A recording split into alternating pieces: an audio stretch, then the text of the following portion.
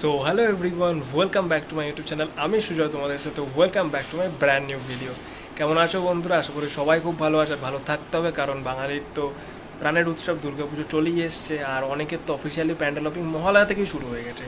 হ্যাঁ, বাট আমার প্যান্ডেল অপিং আজকে থেকে শুরু হলো, আমার পুজো পরিক্রমা আজকে থেকে শুরু হলো, আর পুজো রিলেটেড ব্লগ আর আমার ঘোরা তো আজকে থেকেই শুরু। কারণ এর আগে দ্বিতীয়া বা তার আগের থেকে অনেক প্যান্ডেল ওপেনিং হওয়া, মানে মহালয়া তো ওপেনিং হওয়ার পর অনেক প্যান্ডেল আবার দর্শনার্থীদের জন্য ওপেনিংয়ে আলাদা ডেট করেছিল। তো তৃতীয়া থেকে প্রায় আমি যা দেখছি তো সব প্যান্ডেল খুলে গেছে। তো সেই জন্য ভাবলাম একেবারে তৃতীয়া থেকে প্যান্ডেল অপিং স্টার্ট করাটা ভালো হবে, আর সমস্ত প্যান্ডেল ঘুরতে পারবো, তোমার দেখাতে পারবো, শেয়ার করতে পারবো। তো সেই জন্য আজ আমি যাচ্ছি সাউথ কলকাতা। তো সাউথ কলকাতার প্রায় অনেক প্যান্ডেল খুলে গেছে, ম্যাক্সিমাম প্যান্ডেল, বড় বড় পুজোর প্যান্ডেল ওপেনিং হয়ে গেছে। তো আজ সাউথ থেকে শুরু করছি, তোমাদেরও দেখাবো, আমিও দেখবো, তোমরাও মজা করো আমার ভিডিওতে, আমিও দেখতে থাকি। চলো দেখা যাক।